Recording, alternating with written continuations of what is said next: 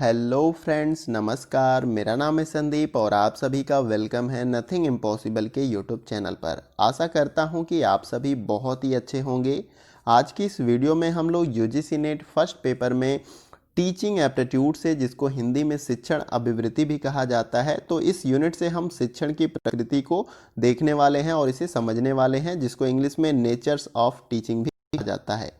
ये सभी वीडियो मैं आप सभी को 2021 में जो एग्ज़ाम होने वाला है आप सभी का यूजीसी नेट का, उसको देखकर आप सभी को प्रोवाइड कर रहा हूं।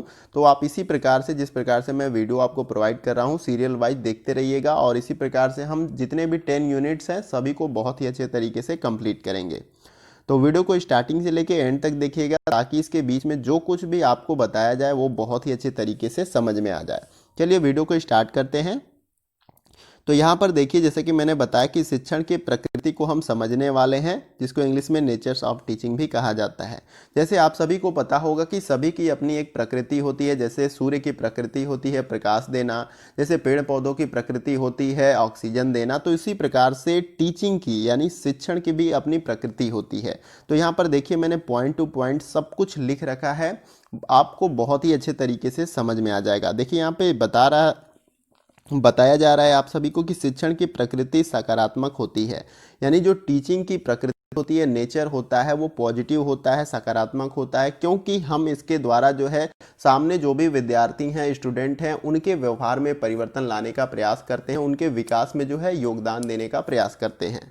यहाँ पे आगे देखिए बताया जा रहा है कि जो शिक्षण की प्रक्रिया के माध्यम से पूर्ण होती है, यानी कि शिक्षण की जो प्रक्रिया होती है आगे, जैसे कि पढ़ाने का कार्य जो होता है, उसके द्वारा हम क्या करते हैं, विद्यार्थियों के व्यवहार में परिवर्तन लाने का प्रयास करते हैं।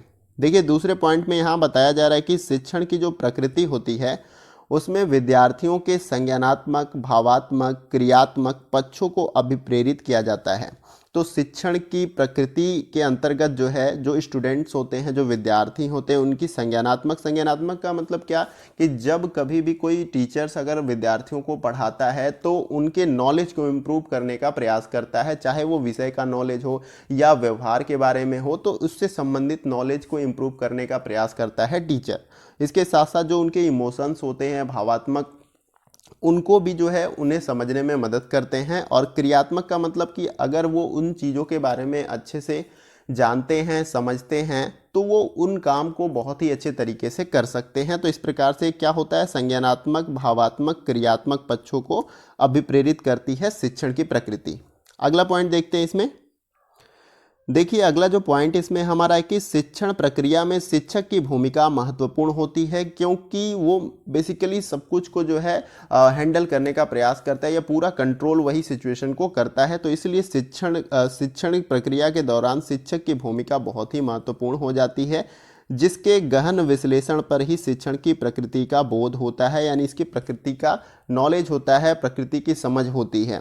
शिक्षक के द्वारा ही जो है विद्यार्थियों को अच्छे तरीके से कोई कॉन्सेप्ट या तथ्य या किसी भी विषय का ज्ञान दिया जाता है, और कुछ तथ्य समझ में नहीं आते हैं तो उनको जो है एक्सप्लेन करके या व्याख्या करके उनका अच्छे तरीके से उनको समझाने का प्रयास होता है। तो ये पॉइंट भी आपको क्लियर हो गया होगा। अगला पॉइंट देखिए, यहाँ पर बताया जा रहा है कि शिक्षण प्रकृति को निम्न रूपों में समझा जा सकता है। तो यहाँ पे कुछ रूप हैं उसके, उसे हम देख लेते हैं।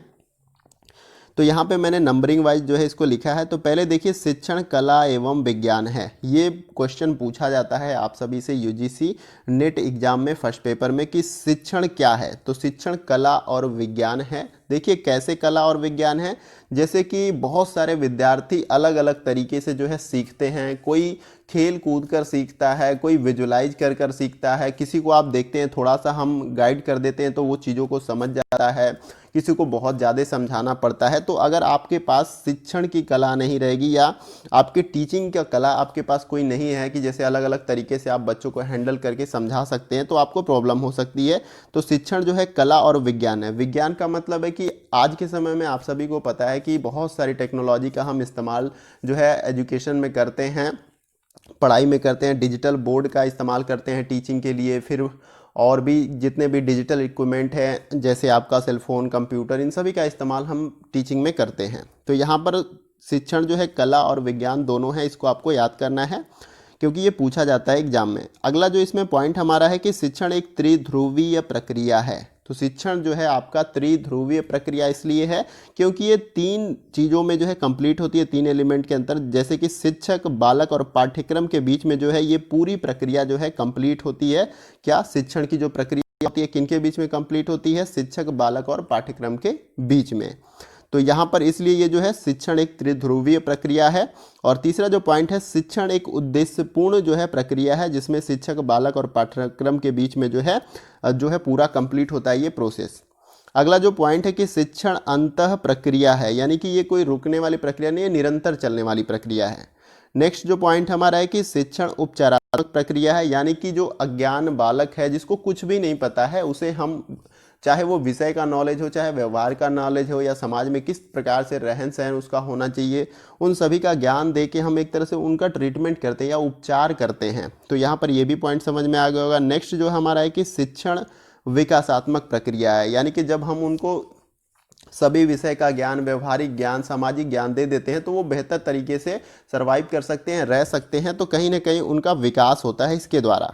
नेक्स्ट जो पॉइंट है कि शिक्षण एक भाषीय प्रक्रिया है, यानी कि कोई भी अगर आप शिक्षण कार्य कर रहे हैं तो किसी न किसी भाषा या किसी न किसी लैंग्वेज में आप करेंगे।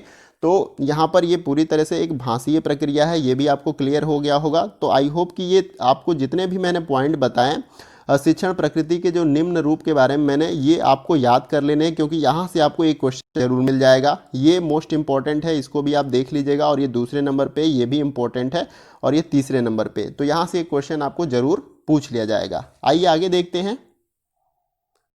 आगे अब हम इसमें देखेंगे कि शिक्षण में विद्यार्थियों की पाठ्य चर्चा तथा विषम वस्तु का विश्लेषण तार्किक आधार पर किया जाता है। तो शिक्षण के दौरान जो है विद्यार्थियों की पाठ्य चर्चा में विषय वस्तु का विश्लेषण तार्किक आधार पर किया जाता है। अगर मतलब कुछ पढ़ा रहा है कोई टीचर, कोई कॉन्सेप्ट पढ़ा रहा है, तो कोई विद्यार्थी जो कोई क्वेश्चन करता है तार्किक तरीके से, तो उसका जो है विश्लेषण भी तार्किक आधार पर किया जाता है, उसको अच्छे तरीके से समझाने का प्रयास किया जाता है टीचर्स के द्वारा। देखिए आगे इसमें बताया जा रहा है कि शिक्षण के निर्देशन प्रक्रिया का प्रारूप 6 स्तरों पर आधारित होता है। शिक्षण के निर्देशन का मतलब है कि ये जो प्रक्रिया है किस प्रकार से संचालित होती है, किस प्रकार से इसका संचालन होता है, क्या कुछ इसमें होता है, इसको भी जानना आप सभी को जरूरी है।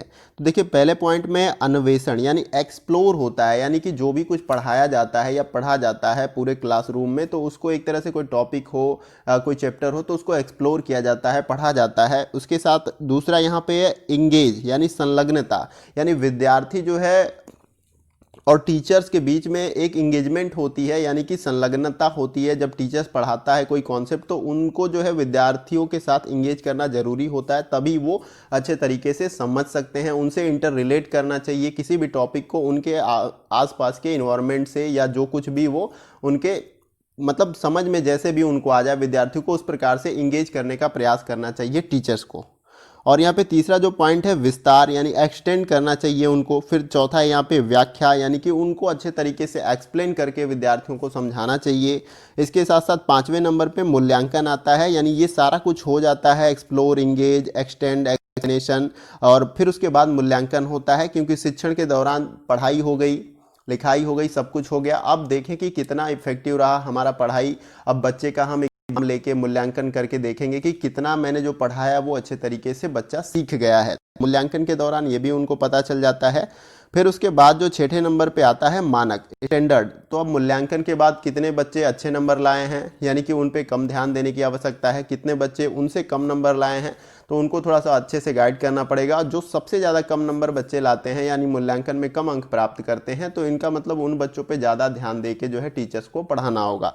तो इस प्रकार से ये पूरी प्रक्रिया जो है संपन्न होती है। तो उम्मीद करता हूँ कि आपको ये अच्छे तरीके से समझ में आ गया होगा।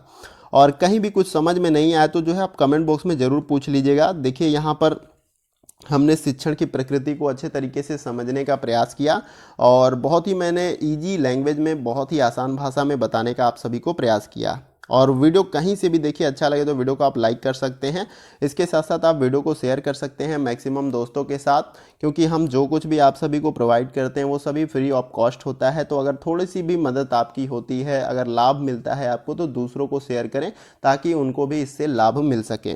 और चैनल पर अगर आप नए हैं तो चैनल को सब्सक्राइब कर सकते हैं और उसके बगल में जो बेल आइकन बटन होता है इस प्रकार से आप उसको प्रेस कर सकते हैं न्यू वीडियो के नोटिफिकेशन को पाने के लिए। इसके साथ ही साथ देखिए हमने एक नया चैनल स्टार्ट किया है जिस पे टेट, सी टेट और टीचिंग एग्जाम रिलेटेड जो है कंटेंट, वो भी अच्छे कंटेंट जो कि आपके एग्जाम में हेल्प करें, उससे संबंधित वीडियो अपलोड किए जाते हैं। तो अगर आप उनकी तैयारी कर रहे हैं TET, C TET, teaching exam की, तो आप उस चैनल को भी ज्वाइन कर सकते हैं।